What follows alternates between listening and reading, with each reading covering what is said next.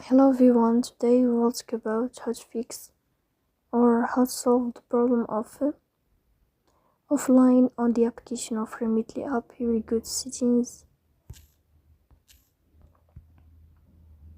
In this page, here we go to apps, default apps, app settings. On above, you will search about Remitly app and you will click here. Then this page of app info, you will click on first stop and you will click OK. Then you will enter to the window of storage.